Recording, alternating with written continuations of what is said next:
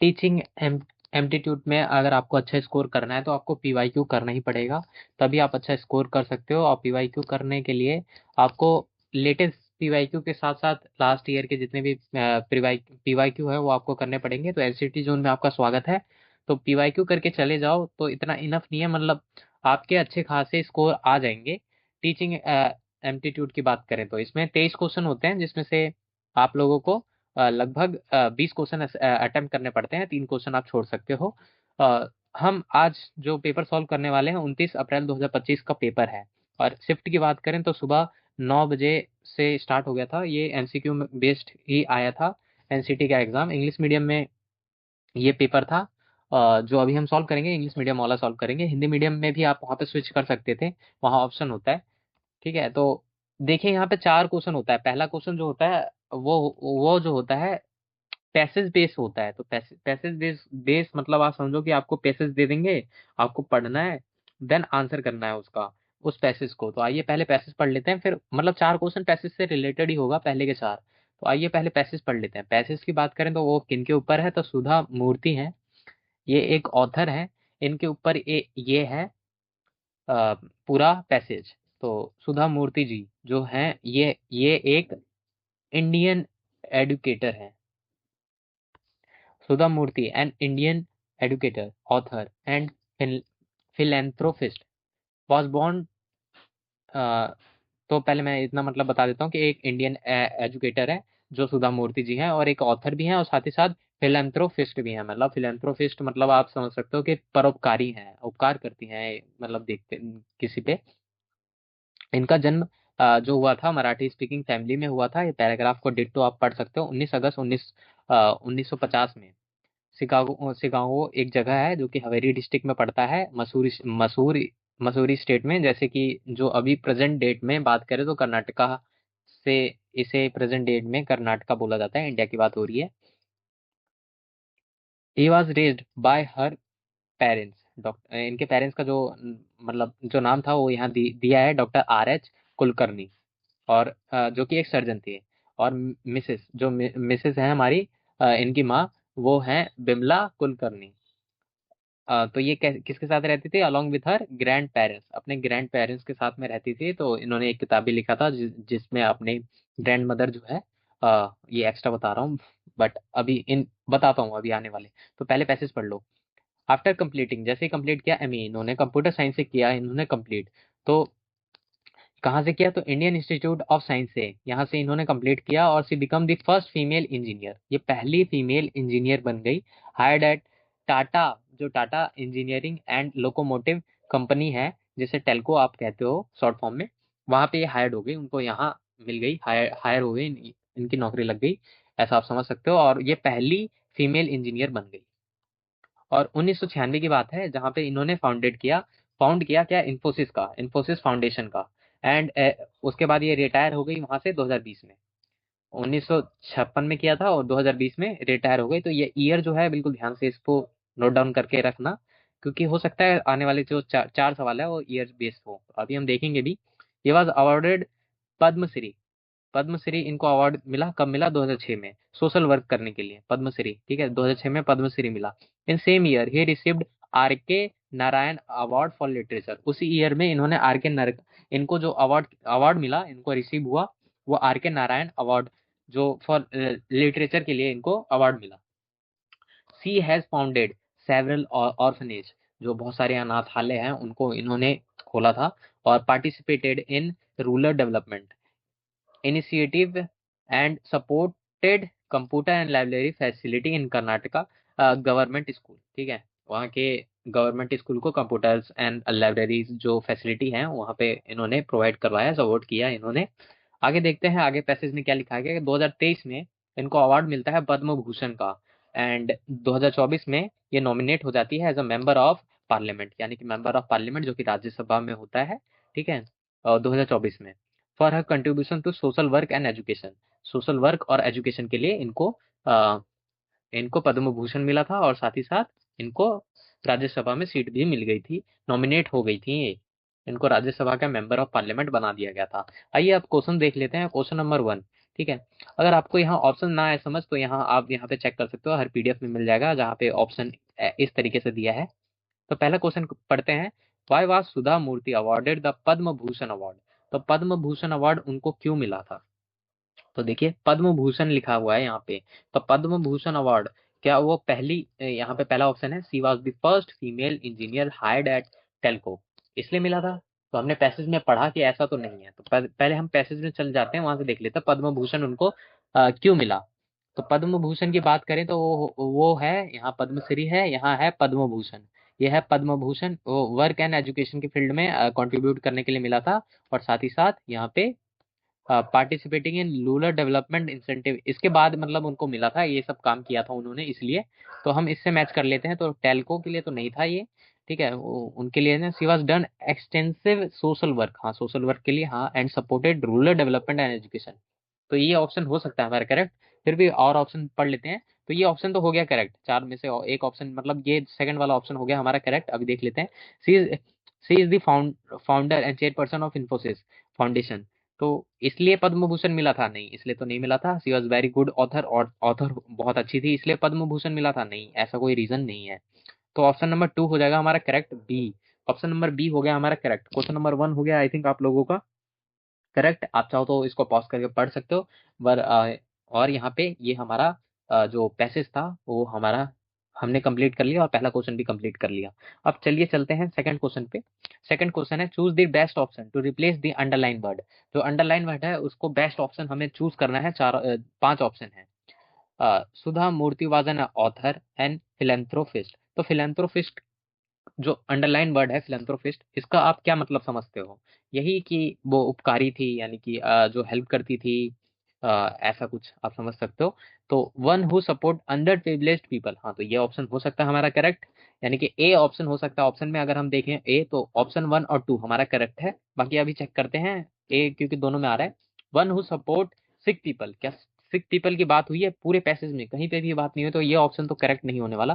तो जहां जहां बी हटा दो, इसमें भी हट गया, तो ऑप्शन नंबर 2 हो जाएगा हमारा करेक्ट। फिर भी आगे अभी हम देख लेते हैं।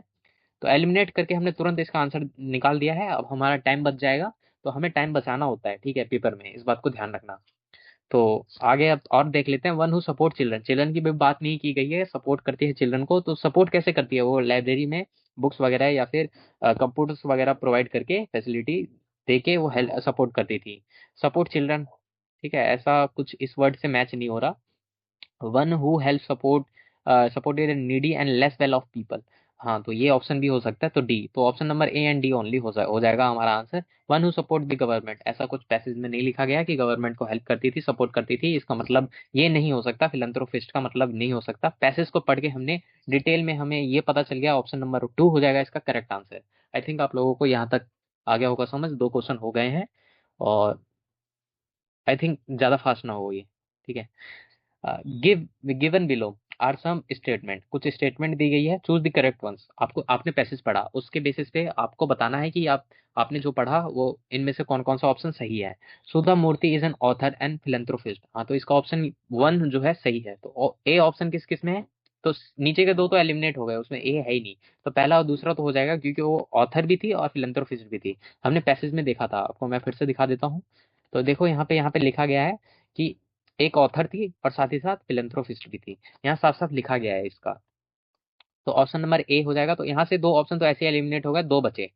आगे देखते हैं। वन हु सपो अच्छा, एक second, sorry sorry, third question पे है ना हम? हाँ, सुधा मूर्ति इज एन ऑथर, मूर्ति जी जो, हाँ हो गया। सुधा मूर्ति वाज अवॉर्डेड पद्मश्री इन 2023। पद्मश्री मिला था 2023 में? नहीं, पद्मश्री थोड़ी मिला था। एक सेकंड, मैं आपको दिखाता हूँ पैसेज में। ये देखो, 2023 में तो उन्हें क्या मिला था? पद्म भूषण मिला था। पद्मश्री का तो बात ही नहीं हुआ था। पद्मश्री तो 2006 में मिला था, ये देखिए यहाँ पे, पद्मश्री, पद्मश्री इन 2006। तो ये ऑप्शन तो गलत हो गया। तो ऑप्शन नंबर जो हमारा सेकंड है वो तो गलत हो गया, पद्मश्री मिला था। तो ये तो 2006 में मिला था, तो ये ऑप्शन हो गया गलत। सुधा मूर्ति वाज को फाउंडर ऑफ इन्फोसिस फाउंडेशन। को फाउंडर थोड़ी थी, फाउंडेशन की वो को फाउंडर थोड़ी थी, ये तो गलत हो गया ना। देखिए पैसेज में दिखाता हूँ मैं आप लोगों को। फाउंडेड थी, को फाउंडर नहीं थी। यहाँ पे कहीं नहीं लिखा कि को फाउंडर थी वहां पे, यहाँ पे अगर आप पैसेज को पढ़ोगे तो, ठीक है। तो ये ऑप्शन भी हो जाएगा गलत। आगे देखते हैं। सुधा मूर्ति वॉज अवॉर्डेड आर के Khanna award for literature in 2006। हाँ, तो हमने उसी ईयर में पढ़ा था कि उसी ईयर में इनको पद्मश्री के साथ साथ उन्हीं सेम ईयर में मतलब 2006 में ही आर के नारायण अवार्ड से लिटरेचर में मिला था इनको। तो ये ऑप्शन भी हमारा सही हो जाएगा। जो ऑप्शन नंबर है कहाँ है, ये रहा। तो ये ऑप्शन भी 2006 में सही मिला था। तो ऑप्शन नंबर ए और डी हो जाएगा हमारा करेक्ट आंसर। तो ए और डी हो जाएगा ये। तो हमने ऑलरेडी पहले ही पता लगा लिया था, हम तो फिर भी देख रहे हैं। Sudha Murty was nominated member of Lok Sabha. भाई वो राज्यसभा में नॉमिनेट हुई थी, लोकसभा में थोड़ी हुई थी। तो ऑप्शन नंबर जो है इसका आंसर हो जाएगा हमारा।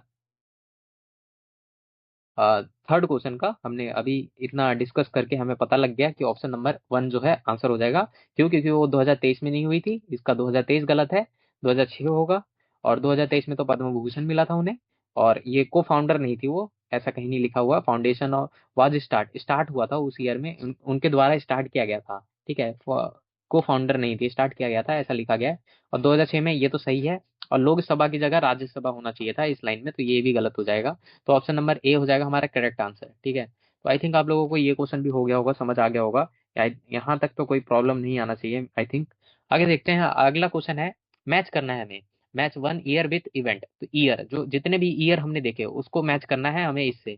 तो पहला 1950 उनका जन्म हुआ था, हमने पढ़ा था उनका जन्म हुआ था। फिर भी आप लोगों को दिखा देता हूँ। देखिए शुरू में ही लिखा था 1950 में उनका बॉर्न हुआ था। ये देखिए, जन्म जन्म हुआ था 1950 में। तो 1 का ऑप्शन हो गया। बॉर्न फोर्थ, 1 का फोर्थ, यानी कि ए का फोर्थ ऑप्शन में दिख रहा है। ये रहा थर्ड। हमें ज्यादा आगे और देखने की भी जरूरत नहीं पड़ी। थर्ड ऑप्शन टिक किया, आगे बढ़ गए। मतलब उसमें तो बस जाके सेलेक्ट करना होता है, हो जाता है आंसर। तो इसमें फिर भी मैं आपको डिटेल में बता देता हूँ। आगे 2006 में क्या मिला था उन्हें, सुधा मूर्ति जी को 2006 में क्या मिला था उनको, अवार्ड दिया गया था आर के खन्ना और ओ सॉरी, आर के नारायण ना, आर के नारायण 2006 में। और पद्म भूषण मिला था या पद्मश्री मिला था 2006 में।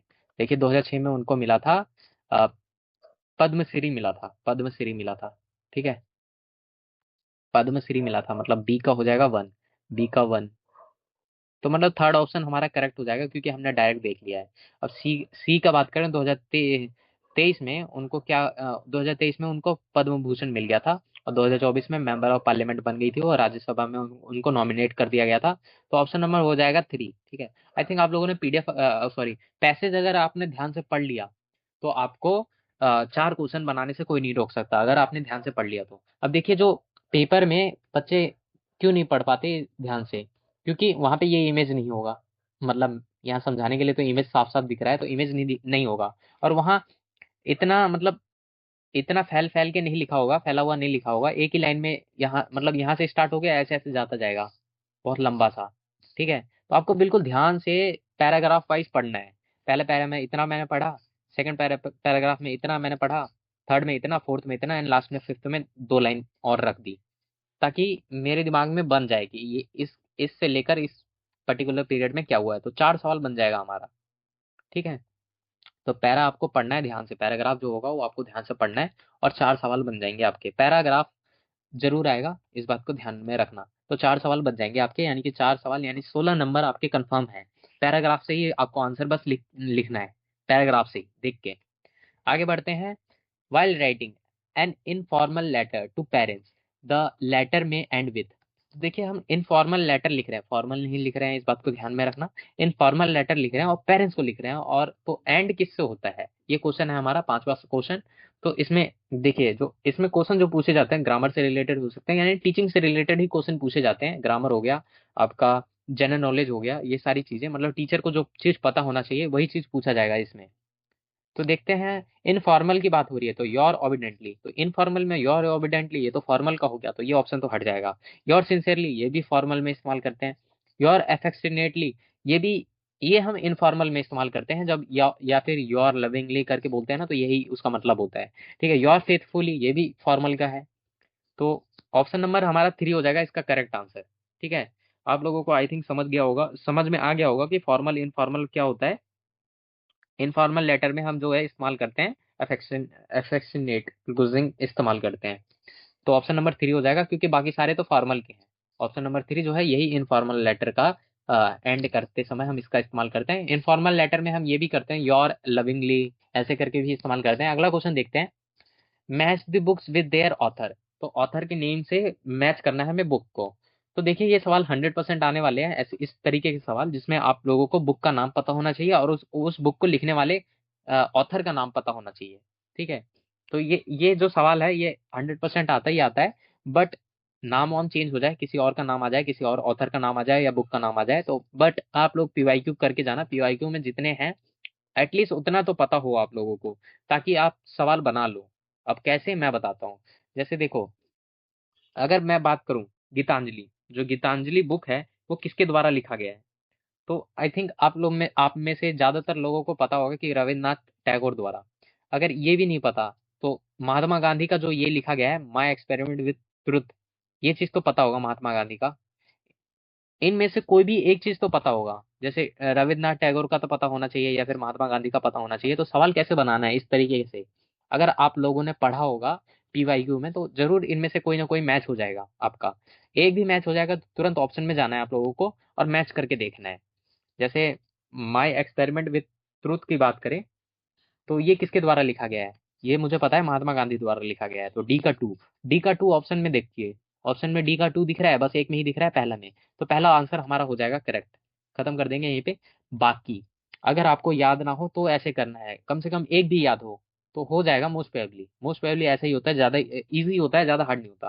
मतलब एक ही ऑप्शन इसका करेक्ट होता है, आपको पता होगा ये चीज तो जैसे ही आप एक भी पता लगा लिए ना तो हो जाएगा। तो एक चीज पता लग गया, गीतांजलि रविन्द्रनाथ टैगोर का 1 का 3 हो जाएगा। ये देखिए 1 का 3, और इसमें भी 1 का 3 था, लेकिन एक चीज से नहीं हुआ, एक महात्मा गांधी का भी पता होता तो सवाल बन जाता। अब आगे देखते हैं गोदन। ये गोदन जो है किसके द्वारा लिखा गया है? तो ये हमारे प्रेमचंद जी थे, उनके द्वारा लिखा गया है। ये चीज याद कर लेना आप, ठीक है। प्रेमचंद द्वारा गोदन जो है बुक लिखा गया है। अब मदर इंडिया की बात करते हैं। मदर इंडिया जो है ये कथरीनी कथरीन जो है, कथरीन मायो, उनके द्वारा लिखा गया है मदर इंडिया। आप याद कर लेना इसको, ठीक है। अभी मैं यहाँ लिख नहीं पा रहा स्क्रीन पे, थोड़ा इशू है मेरे सिस्टम पे ही, इशू है लिखने वाला ठीक है, इसलिए मैं इतना पीडीएफ वगैरह बना बना के लिख के आया हूँ। तो मैं लिख नहीं रहा। ऑप्शन नंबर 1 हो जाएगा करेक्ट। आप ध्यान से बस सुन लो कि ऑप्शन नंबर 1 हो जाएगा करेक्ट। मैच कर लेना आप, फिर से बता देता हूँ। गीतांजलि रविन्द्रनाथ टैगोर, ठीक है। गोदन जो लिखा गया है वो लिखा गया है हमारे प्रेमचंद द्वारा। प्रेमचंद द्वारा गोदन लिखा गया है। मदर इंडिया लिखा गया है कथरीनी मायोग द्वारा। और my experiment with truth Mahatma Gandhi. बस इतना याद कर लेना। देखिए इतना ही काफी नहीं है, और भी है। जितना पीवाईक्यू बना के जाओगे उतना बढ़िया हो जाएगा, उतना ज्यादा चांसेस होंगे आपके अच्छे स्कोर करने के। क्योंकि देखिए जो जो पीवाईक्यू करके जाता है ना वो कम से कम देखिए 20 में से 20 23 क्वेश्चन करने होते हैं। 23 क्वेश्चन होते हैं, उसमें से आराम से 15-16 क्वेश्चन तो आपको ऐसे ही आते हैं। अगर पीवाईक्यू करके चले गए तो आते हैं, इजी क्वेश्चन रिपीट होते हुए दिखेंगे आपको। ठीक है, अगला क्वेश्चन देखते हैं, 7th वाला। Match the book with author, ये भी सेम है, बुक को ऑथर के नाम से मैच करना है। सेम क्वेश्चन ये आया था 7th वाला। उसमें देखिए 7th वाला जो है उसको मैं बता देता हूँ आप लोगों को। जो पहला है match the book with author, discovery of India, ये सबको पता होना चाहिए। जवाहरलाल नेहरू द्वारा डिस्कवरी ऑफ इंडिया लिखा गया है, जवाहरलाल नेहरू, ठीक है। और उसके बाद बात करते हैं वेकअप इंडिया। जो वेकअप इंडिया है ये कोई बाहर की थी, उन्होंने लिखा था। एनी बिसंत कहते हैं, एनी बिसंत। तो ए का 3 ऑप्शन दिख रहा है, ए का 3 एक में ही दिख रहा है, वो सेकंड वाला ऑप्शन है। बट इसमें थोड़ा मिस्टेक है, मुझे दिख रहा है यहाँ पे, अगर मैंने पढ़ ध्यान से देखा है तो। क्योंकि मैंने देखा कि बी का जो है 4th होना चाहिए, बी का सेकंड लिखा है यहाँ पे। तो ये ऑप्शन गलत है, यहाँ पे ऑप्शन ही गलत है। ठीक है, तो आई थिंक इसमें नंबर मिल गया होगा बच्चों को। अगर ऑप्शन सही में गलत होगा तो पीआईक्यू में चेक कर लेना एक बार। सीख ये 4th वाला यहाँ होना चाहिए और 2 वाला यहाँ होना चाहिए। ये थोड़ा क्या पता मेरे से टाइपिंग मिस्टेक आया हो, आई होप कि ऐसा ना हुआ हो। आगे फिर भी आप जान लो कि how I taught my grandmother to read. तो ये सुधा मूर्ति हो जाएगा इसका आंसर। सी का 1 है, ये देखिए हाँ है सी का 1। India wins freedom, India wins freedom ये लिखा गया था मौलाना अब्दुल कलाम आजाद द्वारा। और ये हमारे भारत के पहले एजुकेशन मिनिस्टर भी थे, इस बात का ध्यान में रखना। तो इंडिया विंस फ्रीडम मौलाना अब्दुल कलाम आजाद। तो ऑप्शन नंबर 2 होना चाहिए इसका आंसर। अगर यहाँ पे 2 की जगह 4 होता और 4 की जगह 2 होता, मतलब ये स्विच है, मतलब हो सकता है कि टाइपिंग एरर हो। देखते हैं, फिर भी मैं एक बार आप लोगों को बता देता हूँ। Discovery of India Jawaharlal Nehru, याद होना चाहिए। वेकअप इंडिया ये लिखा गया था एनी बी बसंत के द्वारा। और how I taught my grandmother to read, ये लिखा गया था सुधा मूर्ति द्वारा। ठीक है, जो जिसके बारे में हमने पैराग्राफ भी पढ़ा, मतलब जो हमारा पैसेज था वो भी पढ़ा। और इंडिया विंस फ्रीडम, ये लिखा गया था मौलाना अब्दुल कलाम आजाद द्वारा। आई होप यहाँ तक आप लोगों को समझ आ गया होगा। 7th क्वेश्चन आप लोगों को आ गया होगा समझ। ये ऑप्शन यहाँ पे गलती है, इस बात को ध्यान में रखना, यहाँ गलती है। ठीक है, ऑप्शन ही गलत था। If a teacher is teaching grammar, अगर कोई टीचर ग्रामर पढ़ा रहा है तो should which should not be an objective, कौन सा ऑब्जेक्टिव नहीं होना चाहिए इसमें से। अगर टीचर पढ़ा रहा है तो ऑब्जेक्टिव क्या नहीं होना चाहिए। देखिए जहाँ पे इस टाइप के क्वेश्चंस आते हैं ना, जहाँ पे नॉट आ जाता है, तो इस बात को बिल्कुल ध्यान में रखना, नॉट ऑब्जेक्टिव। तो देखिए ऑब्जेक्टिव मतलब आप समझिए कि लैंग्वेज। अगर ऑब्जेक्टिव की बात करें सिंपल लैंग्वेज में, मैं आपको अगर समझाना चाहूँ तो कैसे पता लगेगा, तो ये सिंपल सा तरीका है कि आप लोगों को पता होना चाहिए कि जो ऑब्जेक्टिव है, ऑब्जेक्टिव यहाँ पे ऑप्शन में दिया है कि शुड नॉट, ऑप्शन ही लिखा है कि शुड नॉट, मतलब इनमें से नहीं है। तो हम चेक करते हैं। जो हमारा पहला ऑप्शन है वो है कॉग्निटिव, कॉग्निटिव, तो ये हमारा ऑब्जेक्टिव होता है क्योंकि ये लैंग्वेज और स्किल में ही आता है, तो ये हो जाएगा। और ऑब्जेक्टिव का पार्ट, ऑब्जेक्टिव में देखिए लैंग्वेज आता है और स्किल आता है, इस बात को ध्यान में रखना। क्वेश्चन नंबर कौन सा है, 8th है ना। और ग्रामर जो है फोकस करता है लैंग्वेज और स्किल पे। ठीक है, वही हमारा ऑब्जेक्टिव होता है। ठीक है, ग्रामर में। तो ये हो जाएगा हमारा ग्रामर का ऑब्जेक्टिव हो जाएगा। लेकिन हमसे पूछा क्या था, नॉट वाला, नॉट वाला पूछा था। स्किल भी होगा तो ऑब्जेक्टिव तो स्किल होगा ही। नॉलेज एंड एप्लीकेशन, तो नॉलेज स्किल ये सब तो आ ही जाएगा ऑब्जेक्टिव में। अब सोशलाइजेशन, अब सोशलाइजेशन ये ऑब्जेक्टिव का पार्ट नहीं है, ये नॉट हो जाएगा। तो नॉट पूछा था तो यही आंसर हो जाएगा, ऑप्शन नंबर 4th हमारा करेक्ट आंसर हो जाएगा ये इसका ऑब्जेक्टिव का। आप चाहो तो इसको डिटेल में आप अपने लेवल पे सर्च करके पढ़ सकते हो, पता कर सकते हो। इस टाइप का अगर रिपीट हो जाए तो आप लोग बना सको क्वेश्चन। आगे देखते हैं। अब इसमें म्यूजिक इंस्ट्रूमेंट वगैरह के भी क्वेश्चन आते हैं। अगर आपने सिलेबस अगर ध्यान से देखा होगा, तो सिलेबस की बात करें तो आई बटन पे एक वीडियो दिख रहा होगा, उसमें मैंने सिलेबस में सिलेबस कहाँ से देखे हैं उस वीडियो में बता रखा है मैंने। ठीक है, जिसमें old NCERT and new NCERT में बता रखा था कि कहाँ से आपको सिलेबस पता लगेगा, तो आई बटन पे देखिए एक बार। हाँ यहीं पे, ये देखिए यहाँ पे। ठीक है, वहां से आप चेक कर लेना सिलेबस में, उसमें साफ साफ लिखा गया है कि इंस्ट्रूमेंट के बारे में पूछा जाएगा। इंस्ट्रूमेंट यानी कि भारत के इंस्ट्रूमेंट जो हैं जितने भी हैं उस उनके बारे में। जैसे ये 2025 में पूछा गया था, what happen if the strings of a sitar are tightened. तो अगर टाइट किया जाए स्ट्रिंग सितार के स्ट्रिंग को, धागे को, तो क्या होगा, क्या होता है। तो देखिए टाइट करने से जो दो चीजें होती है, या तो पिच चेंज होगा या एम्पलीट्यूड चेंज होगा। पिच और एम्पलीट्यूड आई थिंक आप लोगों को पता होगा, इंस्ट्रूमेंट के बारे में आप लोगों को इतनी जानकारी तो होनी चाहिए। जब भी हम टाइट करते हैं, टाइटिंग दी स्ट्रिंग, तो क्या होता है कि जो फ्रीक्वेंसी होती है, फ्रीक्वेंसी जो आवाज आती है, मतलब जिस फ्रीक्वेंसी हर्ट्स में आती है, तो उसका जो है फ्रीक्वेंसी जो है इंक्रीज हो जाता है। फ्रीक्वेंसी इंक्रीज हो जाता है तो जो वहाँ चेंज जो होता है केवल पिच का होता है। तो फ्रीक्वेंसी के चेंज होने से पिच चेंज होता है। आई थिंक फिजिक्स वाले बच्चे समझ पा रहे होंगे इसमें। फिजिक्स में आप लोगों ने 12th में लैब में ये चीज किया भी होगा, जिसमें फ्रीक्वेंसी की वजह से पिच चेंजेस होते हैं, पिच वगैरह फाइंड वगैरह का भी करना पड़ता है। आप लोग फिजिक्स वाले तो समझ पा रहे होगा, बाकी अदर बैकग्राउंड वाले पता नहीं।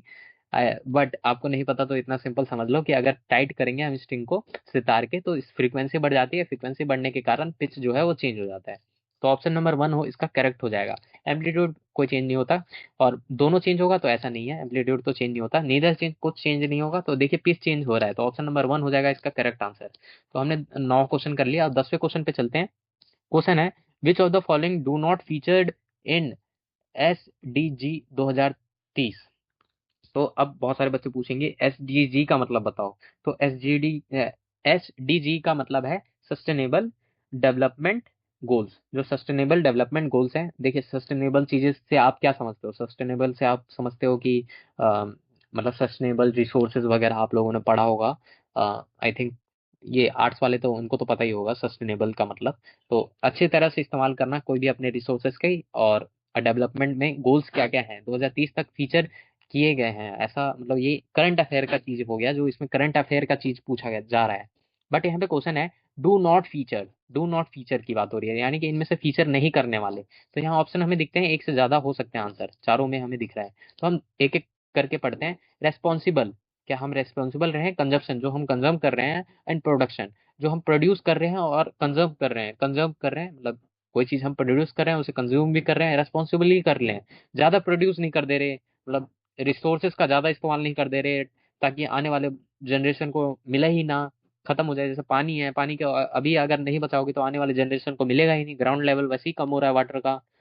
तो सस्टेनेबल मतलब यही होता है कि आने वाले जनरेशन को उसका रिसोर्सेज का हेल्प मिल सके। तो उसके लिए तो ये ऑप्शन तो हो जाएगा। तो ये डू नॉट बोला था, तो डू नॉट बोला था, इसलिए तो ये ऑप्शन नहीं हो सकता। तो डू नॉट में ये तो इंक्लूड हो जाएगा।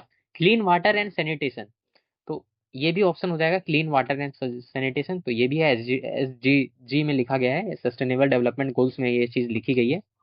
Rapid urbanisation of developing countries, urbanisation बहुत तेजी से बढ़ा है। तो वो सस्टेनेबल चीजों में ऐसी चीजें तो नहीं लिखी जा सकती कि बहुत तेजी से बढ़ाओ, रिसोर्सेज का ज्यादा इस्तेमाल करो, बिल्डिंग उठाओ, ये करो वो करो, आने वाले जनरेशन के लिए कुछ बचे ही ना, ऐसा तो नहीं लिख सकते वो लोग।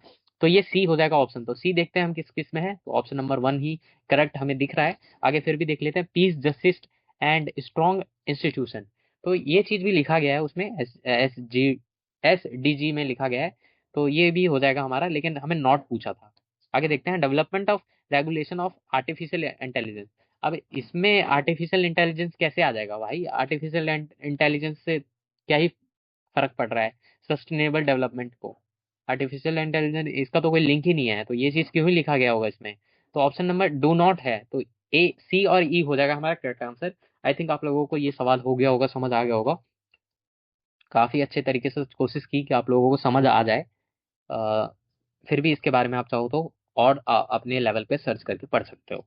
आगे देखते हैं, अब अगला क्वेश्चन है, identify A B and C and D। Question number 11 है हमारा यही, जिसमें आपको डिसीज का नाम दे दिया जाएगा और किसके द्वारा फैलता है, यानी कि वो वायरस है, प्रोटोजोआ है, इंसेक्ट है, या फिर जो भी है, मतलब वायरस है, बैक्टीरिया है, या फिर प्रोटोजोआ है, वो मतलब किस माइक्रो ऑर्गेनिज्म द्वारा फैलता है, और किस मोड ऑफ ट्रांसमिशन क्या होता है, हवा से फैलता है, पानी से फैलता है, या फिर किसी और माध्यम से, ठीक है, वो आपको बताना है। तो जैसे मलेरिया है, आई थिंक इसका सवाल सब बना लेंगे, जितने बच्चे हैं सब बना लेंगे, कोई प्रॉब्लम नहीं आएगा। मलेरिया किसके द्वारा होता है ये आप लोगों को पता होगा, जो हमारा प्रोटोजोआ है उसके द्वारा ही होता है मलेरिया, ठीक है, आप लोगों को पता होगा। हेपेटाइटिस तो यहाँ दे ही दिया, वायरस। और सॉरी एक सेकंड, मलेरिया मैंने बता दिया, प्रोटोजोआ, तो प्रोटोजोआ ऑप्शन में 2 में दिख रहा है, 1 और 2 में।